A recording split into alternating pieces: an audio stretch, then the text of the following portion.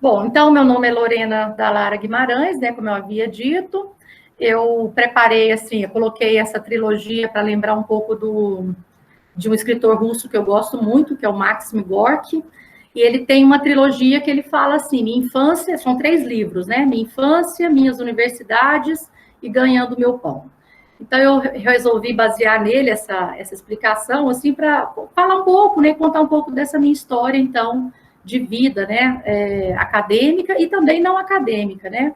Começando um pouco pela minha infância, eu acho que até para deixar um pouco mais humanizada essa nossa apresentação, né, ser um pouco mais humanista, como eu estava dizendo, nesse tempo de lutas, perdas, né, que a gente tem passado, resolvi usar um pouco dessa imaginação e contar um pouco da minha história. Eu nasci na cidade de Morrinhos, interior de Goiás, onde minha mãe é de lá, é de uma família de imigrantes italianos, e meu pai é de uma família que vem de Minas Gerais e que morava em Pontalina, também interior de Goiás. Então, eles se casaram, eu nasci em Morrinhos, logo que eu nasci, fui para a fazenda do meu pai. É interessante falar da fazenda, porque essa fazenda existe até hoje, e lá eu desenvolvi todo o meu trabalho de mestrado foi desenvolvido lá, na fazenda, uma espécie de anfíbio. Morei lá até os 4 anos, eu tenho uma irmã mais velha e um irmão mais novo. Quando o meu irmão mais novo nasceu, resolvemos ir para a cidade, porque chegou a hora da minha irmã mais velha estudar. Então, a gente foi para Pontalina, começamos os estudos, eu e minha irmã, e por lá eu morei até os 15 anos de idade. Então, eu terminei praticamente, né, o ensino fundamental e o ensino médio nessa cidade do interior, Pontalina. E não tive muitos problemas, né, na minha infância, claro, todo mundo tem, né, acho que a infância da gente é marcada por conflitos, violências, brigas, mas também ternura, afeto, e eu acho que essas agruras e injustiças, né, que nos levam a um anseio pela transformação e pela transfiguração do mundo, né, eu acho que isso faz parte da nossa decisão, inclusive, de tornarmos professores ou pessoas que ensinam, né, que têm vontade de mudar o mundo. Então, essa é a história da minha infância até chegar, mudar para Goiânia, que foi quando eu tinha 15 anos. Quando eu cheguei aqui, minha irmã passou na universidade primeiro, ela passou para nutrição, e eu fiz o último ano do 2º grau em Goiânia. Na época existia um colégio que chamava Anglo, eu estudei lá, e prestei o vestibular para biologia na PUC, que é a antiga Universidade Católica de Goiás.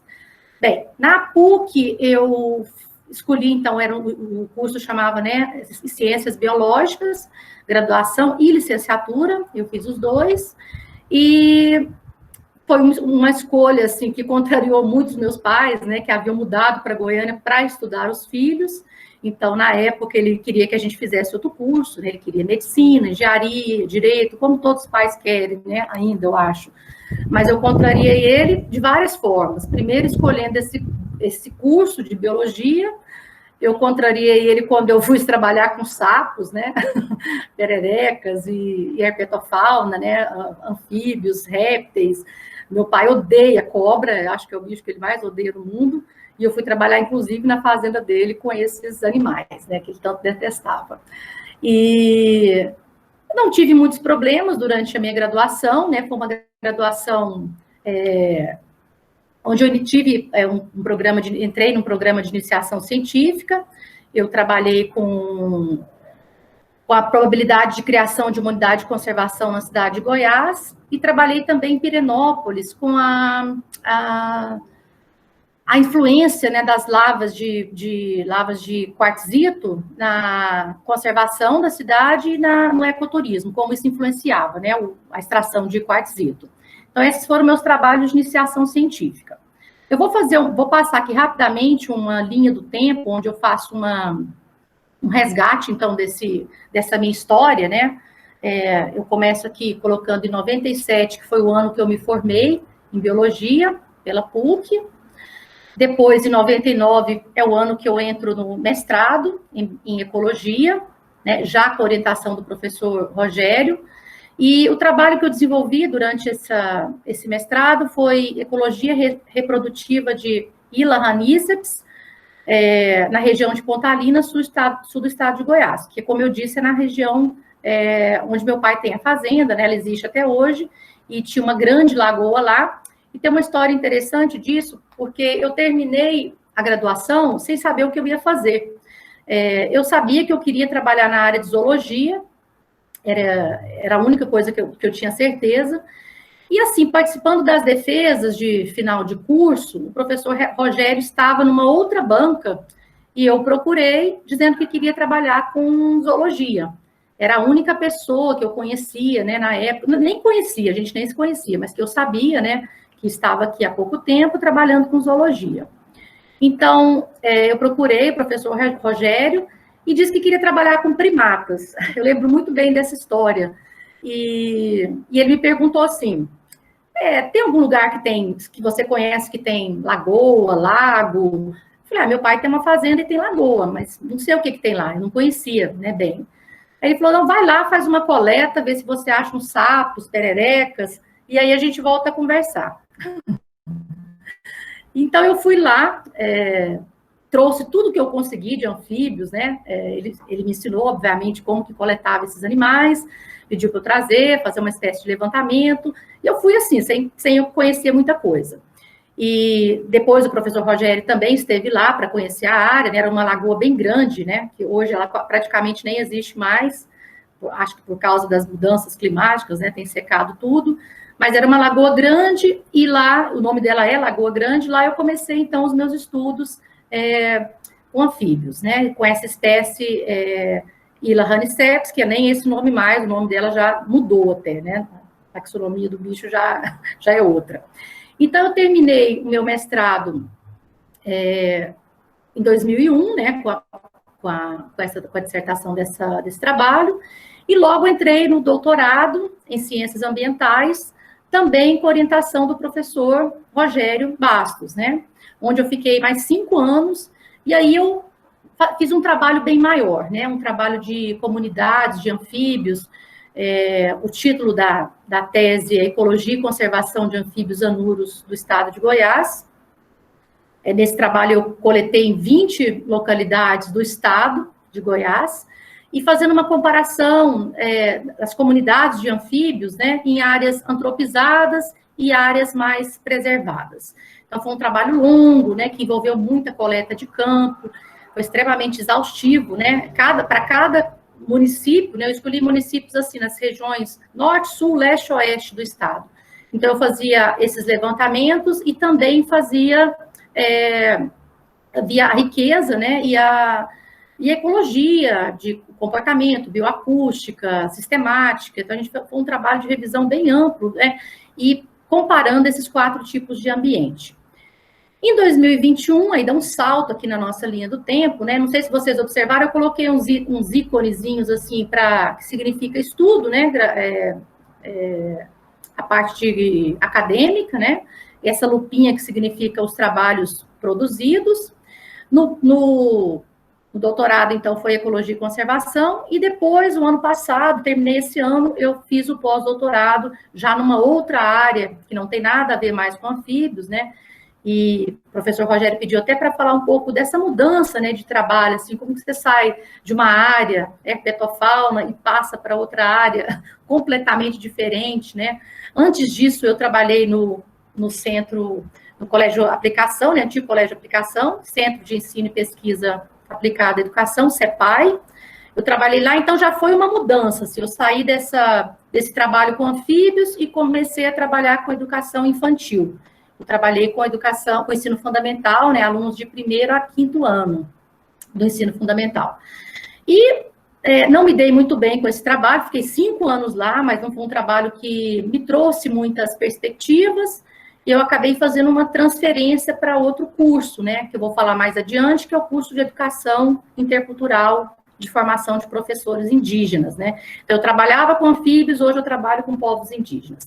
É uma grande transição, e a gente vai falar um pouquinho desses desafios também. No pós-doutorado, meu pós-doutorado foi feito no México. Eu trabalhei com o tema, né, do meu projeto, foi articulações entre internacionalização, investigação e práticas de formação intercultural. já que o nosso curso na UFG é Educação Intercultural Indígena. Aqui ainda fazendo um recorte desse histórico, né, eu coloquei uns ícones diferentes para representar o trabalho e algumas produções que eu considero muito relevantes também nessa linha do tempo. Eu trabalhei, o primeiro local de trabalho, assim que eu me formei, foi no Colégio Estadual Pré-Universitário, que era o antigo COLU, né? Eu passei num concurso para ser professora do Estado, isso foi em 99. Em 2001, assim que eu já entrei no mestrado, eu comecei a trabalhar também na PUC, né? Na antiga Universidade Católica, e ao mesmo tempo eu dava aulas também na UEG, na cidade de Morrinhos. É curioso, porque é a cidade onde eu nasci, né? Eu voltei para lá, então, para trabalhar nesse ano de 2001. E aí tem uma produção que eu considero interessante, talvez porque tenha sido a primeira publicação, né, numa revista boa, que é a Ierinja. Era um trabalho relacionado com a minha dissertação de mestrado. Então, foi um trabalho que é denominado Vocalizações e Interações Acústicas em Ilha Hanseps durante a atividade reprodutiva. Então, tinha a ver com o meu trabalho de mestrado e eu havia conseguido minha primeira publicação relevante. Em 2006, foi quando eu fui aprovada na Universidade Federal de Goiás e comecei a dar aula no Centro de Ensino e Pesquisa Aplicada à Educação, né, o CEPAI, antigo Colégio de Aplicação. Como eu disse antes, lá eu fiquei por 5 anos e fui remanejada dentro da própria universidade para o curso de Educação Intercultural de Formação Superior Indígena, onde eu estou desde 2011 até hoje, né? E nesse tempo também eu coloquei aqui, né, com um ícone diferente, uma publicação que eu considero relevante, que é essa Mamíferos do Xingu, um guia de mamíferos terrestres da aldeia Piulaga, né? Para vocês verem a diferença. Eu trabalhava lá com herpetologia, herpetofauna, e agora trabalhando com mamíferos. Na verdade, esse é um trabalho que foi feito por nossos alunos, né? Depois eu vou explicar isso também. Eu trabalho dentro do curso num comitê que chama Xingu, que são povos, né, do território Xingu. O território Xingu tem 16 povos ou etnias diferentes, e hoje nós trabalhamos com 13 etnias de lá. Então, foi um guia que foi desenvolvido nessa aldeia Piulaga, que é do povo da etnia Uaurá, onde nós fizemos um trabalho de campo, com uma saída pela manhã, e registramos pegadas de vários mamíferos, fizemos os moldes com gesso, e os alunos desenharam esses animais e escreveram um texto, né, sobre a biologia, o que eles conheciam, né, e também falaram um pouco das histórias deles, né, assim, se o animal era usado em algum ritual, se o animal tinha alguma história, tinha algum significado para eles, né, isso eu vou mostrar depois o produto desse trabalho também. Ainda nessa linha do tempo, falando um pouquinho dos grupos de pesquisas, né, que eu considero interessante, eu achei relevante colocar o Comitê Xingu, que eu sou coordenadora. Nesse curso de Educação Intercultural, nós temos 27 povos indígenas do Brasil, de várias partes do Brasil. E cada professor do curso é responsável por um comitê, ou seja, por uma etnia, né? Eu fico no Comitê Xingu com 13 etnias diferentes, né? Então, é um trabalho, assim, quando a gente fala intercultural, são muitas culturas diferentes, né, com propósitos diferentes, com alimentações, modos de vida, rituais, né, tudo diferenciado, e a gente trabalha, então, com esse pessoal que eu considero um grupo importante de trabalho, e é onde eu tenho focado, ultimamente, minhas produções. A gente está com um trabalho também que começou em 2018, que é um projeto de extensão, que é exposições itinerantes do Núcleo Tacna-Racan de Formação Superior Indígena. Talvez os alunos conheçam como OCA, né? Quase todo mundo na universidade conhece esse lugar como OCA, mas é ali que funciona esse curso, então, de formação indígena. Em 2019, agora falando um pouco de dois projetos interessantes, né, que eu achei interessante mencionar, que foi o Congresso Internacional de Etnobiologia e Etnoecologia, que aconteceu em 2019, e nós conseguimos levar vários alunos nossos, um ônibus inteiro da universidade, com alunos indígenas.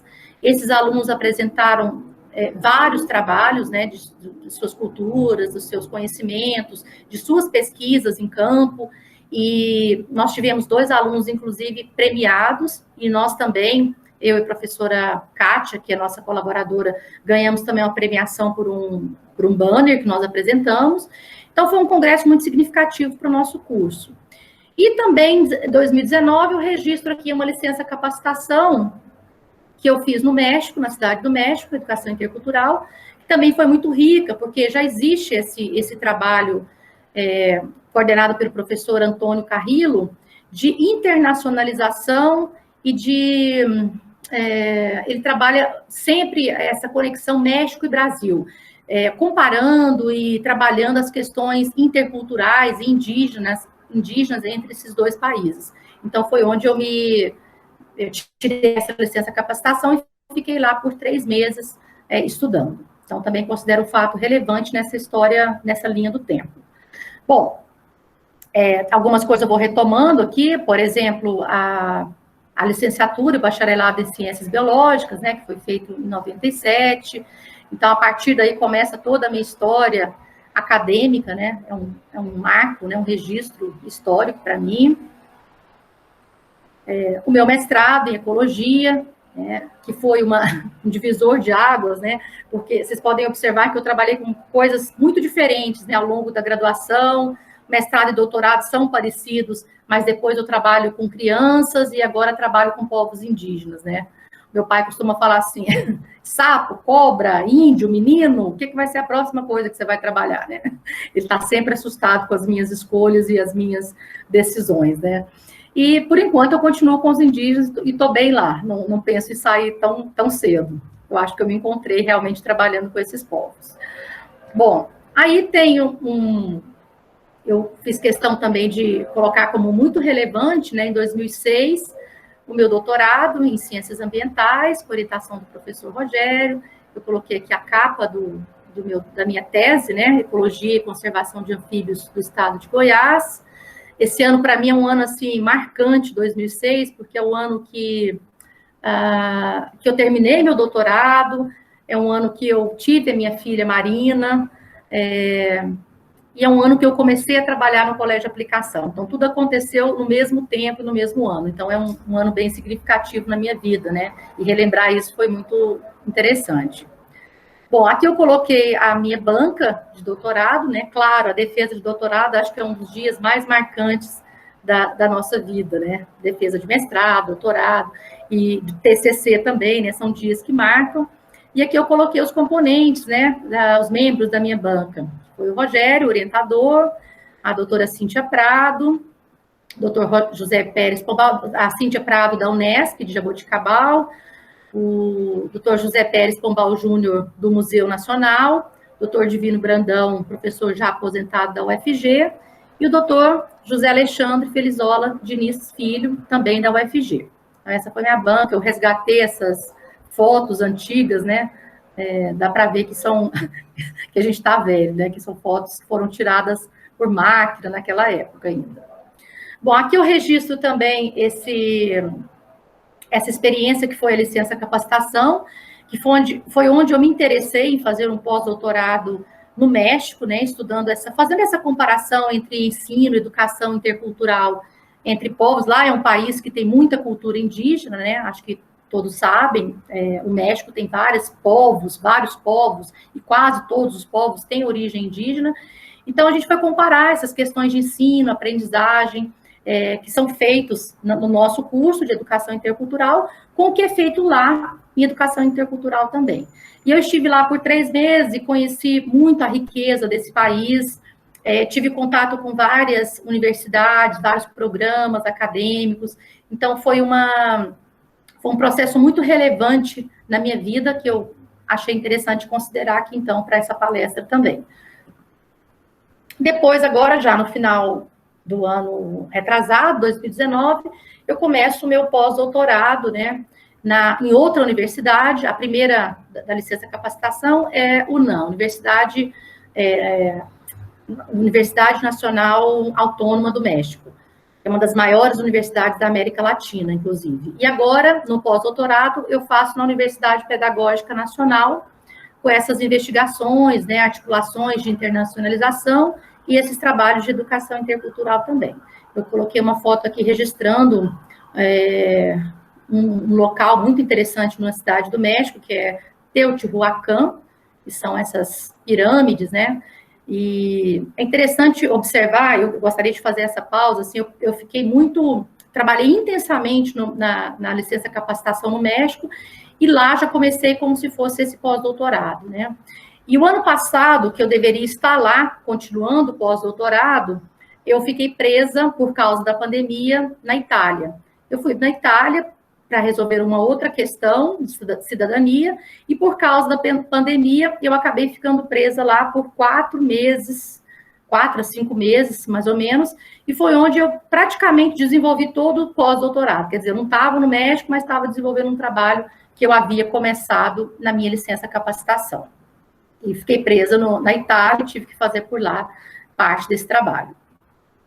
Bom, uma publicação que eu acho relevante, né, eu acho importante considerar, Anfíbios da Floresta Nacional de Silvânia, que é uma publicação que eu fiz junto com o professor Rogério Bastos também.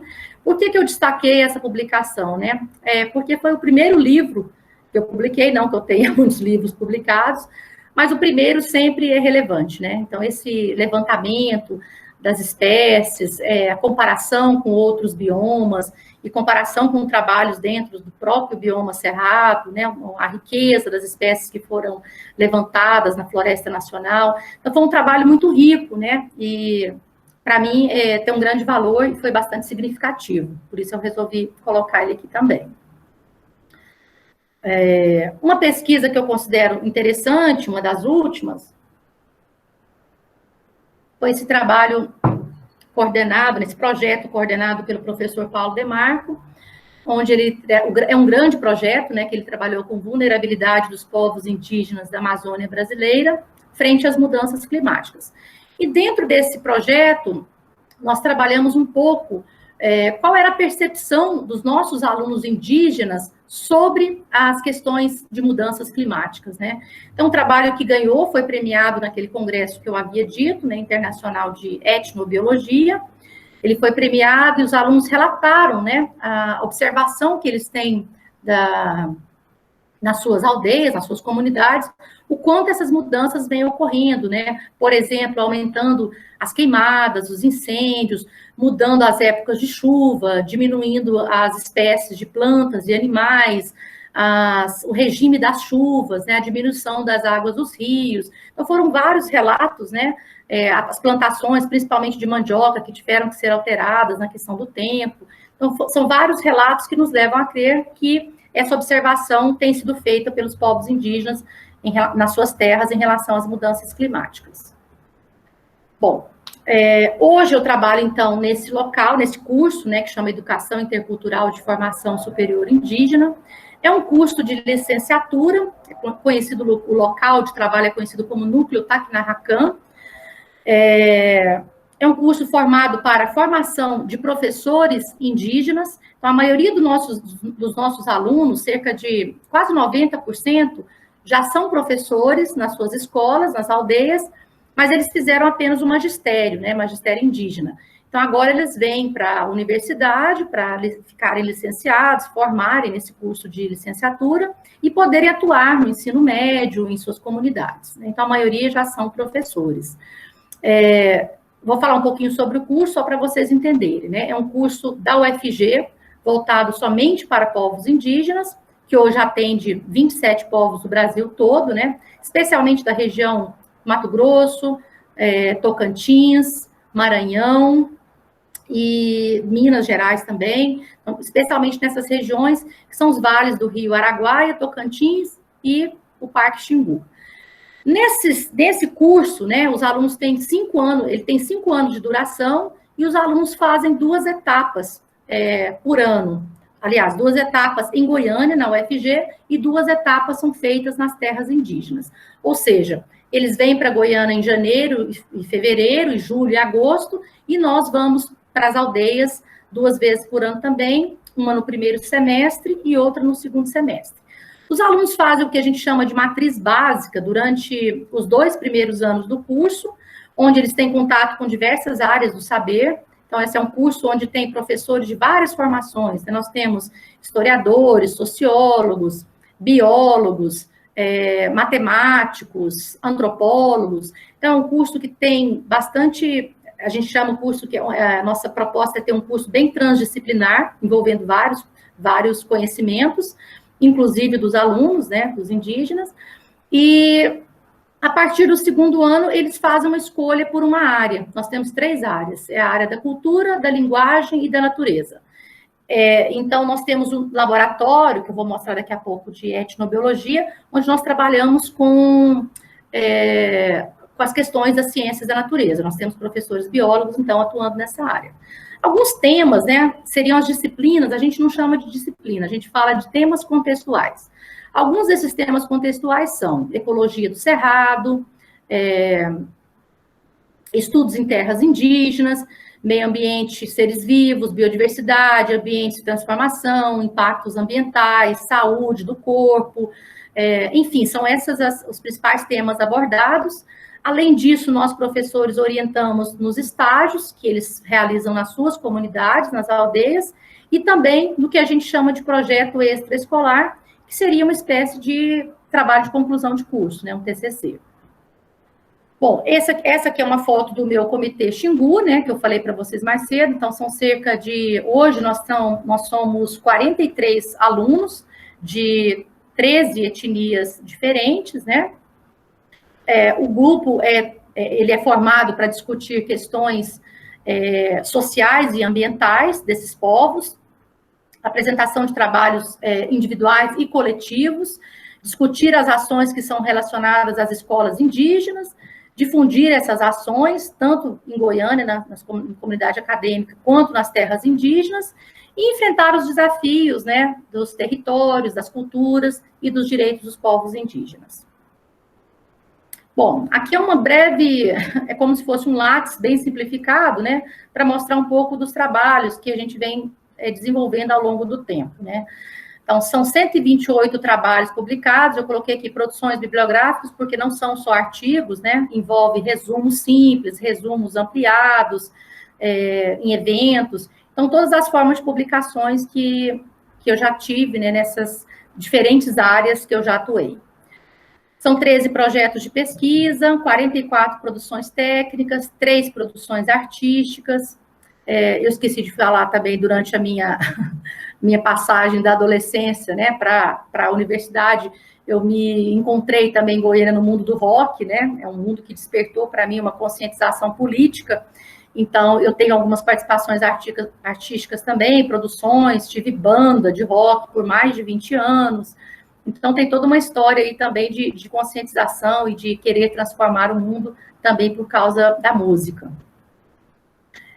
Tenho 20 anos de docência, né, de trabalho como professora, com 77 orientações, sendo a maioria delas em trabalho de conclusão de curso, né, monografias. E idas ao campo, eu tentei imaginar quantas, né, não consigo nem pensar. São centenas de idas a campo, não registrei nos cadernos de campo todas elas, mas foram várias. Então, para falar um pouquinho de campo, né, só fazendo um resgate também histórico aqui de alguns lugares que eu lembrei, né, que eu já trabalhei, primeiro na iniciação científica, né, coletas em Pirenópolis, cidade de Goiás, na fazenda Lagoa Grande, para o doutorado em 20 municípios do estado de Goiás, eu nem me recordo quais são todos eles, deveria fazer uma busca na minha tese. O projeto Jauru, que foi um projeto que o professor Rogério também me indicou na época, que era um trabalho de levantamento de uma região no sul, acho que no sul do Mato Grosso do Sul, um levantamento de fauna e flora. Então, a gente ia para campo, ficava 15 dias em campo coletando, e tinha as diversas áreas, né, da biologia e os responsáveis pelas coletas nessas áreas. A Ilha do Bananal também foi um local de muito trabalho de campo. Eu trabalhei com o povo indígena Carajá, que moram na Ilha do Bananal. Então, foi um lugar também de várias idas a campo, vários projetos de pesquisa. E, ultimamente, né, nos últimos anos, eu tenho trabalhado e me dedicado ao Parque Indígena do Xingu. As visitas a campo no Parque Indígena do Xingu começaram a partir de 2014, e até 2019 nós paramos, inclusive por causa da pandemia, não teve o ano passado, né? E esperamos passar esse momento para podermos voltar a campo e fazer essas duas etapas, né, que a gente faz durante o ano. Bom, alguns projetos novos, né, que eu estou envolvida nos últimos anos. Esse é um projeto bem interessante, que é a produção de material didático voltado para as escolas indígenas do Xingu. Então, cada vez que a gente vai para uma etapa dessa no Xingu, cada etapa que a gente faz no território indígena, a gente tenta produzir um material que volte para essas escolas indígenas, né? Então, a etnobiologia, que é a área que eu considero que eu trabalho hoje, é um trabalho voltado para as populações tradicionais e com um retorno para essas populações, né? No caso, seria a produção de material didático para as escolas. Então, nós temos, só voltando aqui, o Xingu 16 é uma página, tem na internet, vocês podem procurar, e lá estão todos os trabalhos que nós já desenvolvemos nesse comitê, né? Um deles aqui está o Xingu 16, né? É acessível pelo celular, pelo computador, tem um link, né? Apenas o Xingu 16 e vocês entram. E aqui os trabalhos que nós já desenvolvemos com esses alunos, né?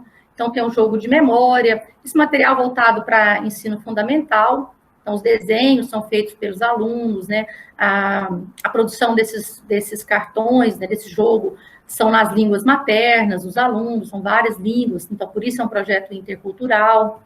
Nós temos a produção de calendários também feito por esses alunos, ou seja, eles falam quais são os produtos, né? Quando eu falo produtos, eu estou falando de recurso mesmo, recurso de fauna e flora, e qual é a ocorrência deles ao longo do ano. Então, nós produzimos esses calendários para vários povos também. Fizemos mapas também das terras indígenas, né? Então, os alunos desenham lá aldeia, um trabalho de cartografia social. Então, eles desenham as aldeias, os rios próximos, lagoas, áreas de mata, áreas de pesca, áreas de caça. Então, tudo é registrado nesses mapas de cartografia. Esse é um material bem interessante, que é o catálogo multimídia, com o trabalho que a gente fez. A gente continua fazendo esse trabalho agora ampliando para animais, mas ele foi feito inicialmente com plantas da região do Xingu, onde cada aluno fazia um vídeo falando sobre a planta, ele fazia um desenho, ele fazia um texto, ele fazia... Por isso é um material multimídia, né? E está disponível também no site. Desenhos, fotos, textos, então estava tudo lá nesse material que a gente chamou de catálogo multimídia, e que a gente está dando continuidade a ele.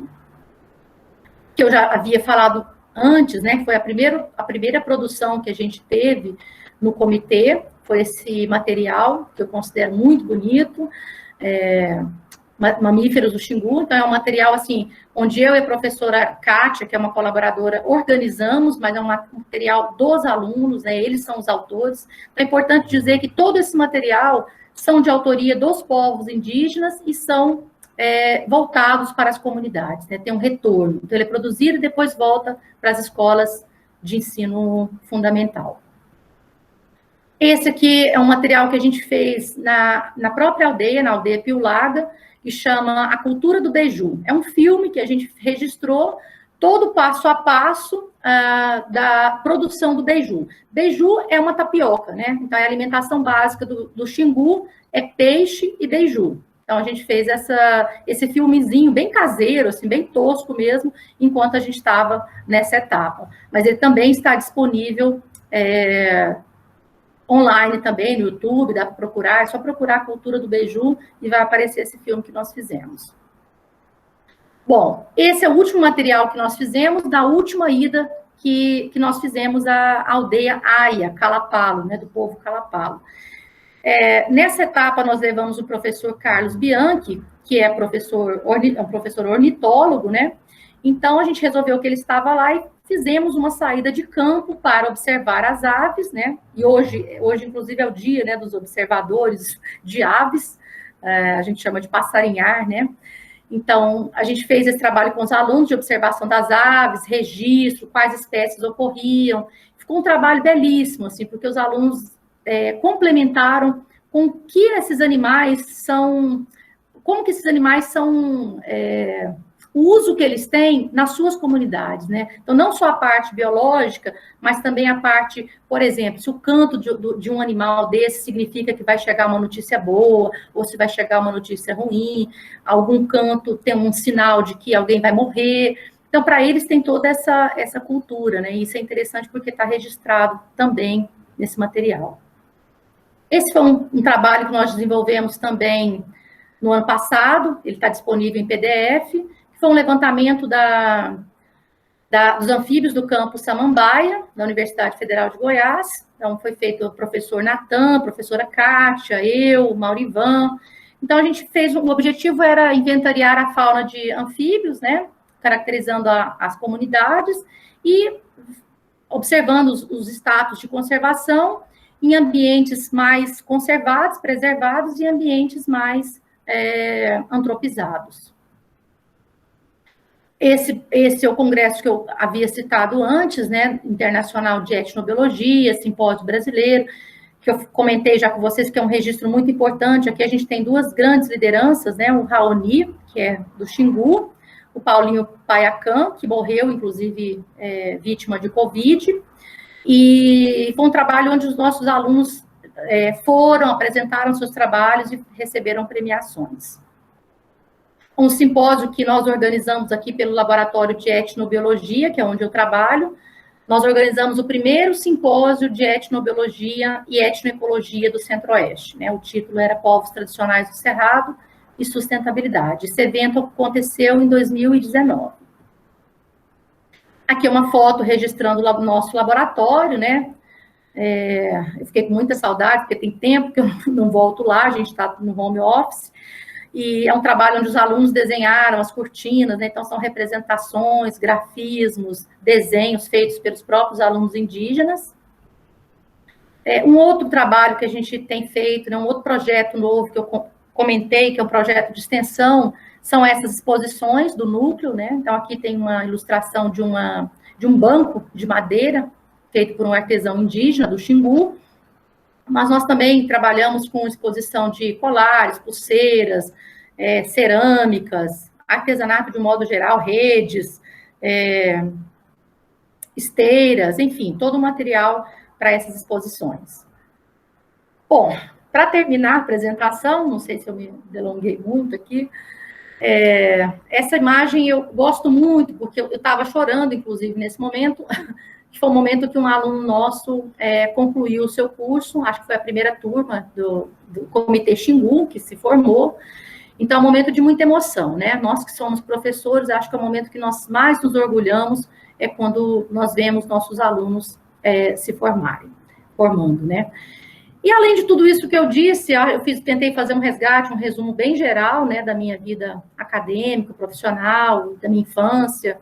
Mas, além de tudo isso, eu sou mãe da Marina, companheira do Guilherme, sou educadora, bióloga, pesquisadora, pacifista, humanista, defensora das minorias, das culturas, das comunidades tradicionais e de políticas públicas igualitárias. Sou uma amante da natureza, das artes, do rock, da gastronomia. E queria deixar uma mensagem final, que eu acho interessante, né? É que nenhuma conquista é solitária, né? Eu devo principalmente tudo que eu realizei na minha vida aos meus pais, irmãos, companheiros, orientadores e amigos, todos os meus êxitos, e descobri que sem essas pessoas nada disso teria acontecido. Pois nunca estamos sós e todas as escolhas da nossa vida serão reflexo das nossas parcerias. Para terminar, eu gostaria mais uma vez de agradecer.